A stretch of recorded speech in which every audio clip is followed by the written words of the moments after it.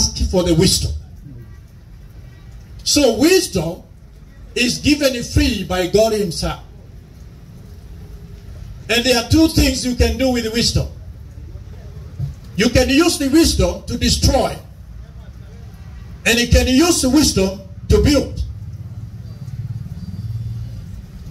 The wisdom we are talking about is not to do research about God, not to investigate God, but it's to know God's deeds in our lives.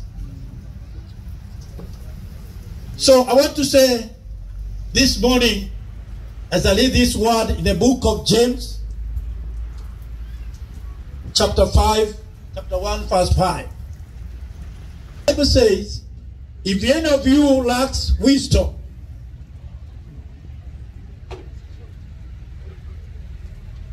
let him ask of God, who gives to all liberally and to reproach, and it will be given to him.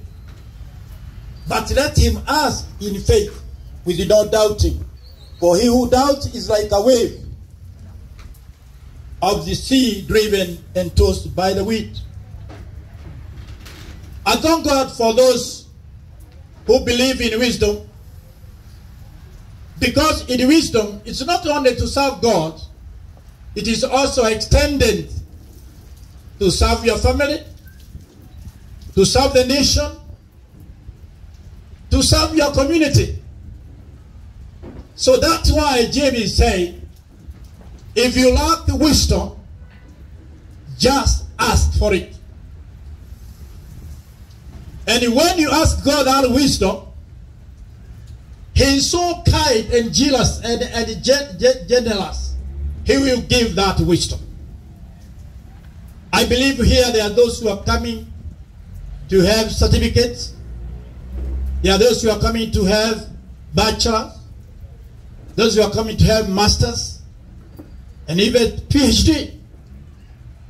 These levels are given so for the understanding. It's the same of anointing. The anointing and the grace are not the same.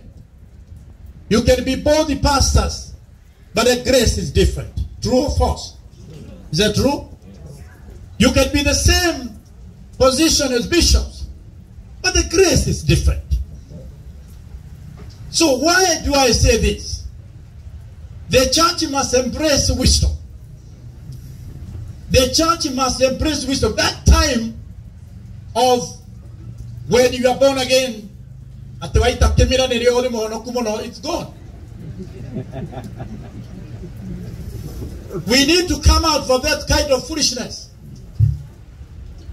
We remember when we were, those days, with the Pentecostal movement alive in Kenya, people are thinking they are going to heaven the next day.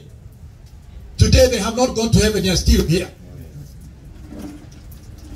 You must not actually just wait for Jesus when you are sitting down. Wait for Jesus when you are walking.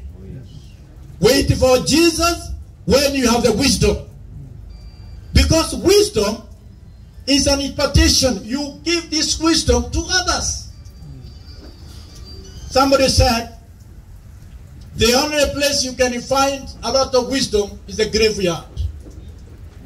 And I quite agree with you. It is the graveyard whereby professors there. Mwingine anaweza kupasua, alikuwa akipeleza kupasua kichwa. Kulikuwa mtu mzee mmoja alikuwa anaitwa Dr. Kioni. Alikuwa napasua vichwa. You could be having that kind of wisdom like Dr. Kioni, but you have never operated anybody. People die when you watch them.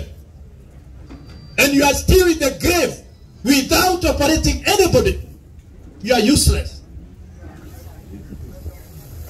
You call yourself an evangelist, and you have never preached to anybody. You think evangelist is just sitting in the church. An evangelist go down to the earth to preach and bring people to the kingdom. You are there calling yourself an evangelist. You haven't brought anybody to Christ. What are you telling out? You say you are a pastor. You have never pastored anybody. People suffer when you watch. Let me tell you, The community is looking for you. It's not about the preaching. It's about the service. It's not about the preaching. It's about service. Jesus said, when he was going everywhere, preaching the gospel, he could see some people are in need. And sometimes he's not even praying for them. Because they have a lot of need, they say, let it happen to you. Many of us want positions, but they don't want factions.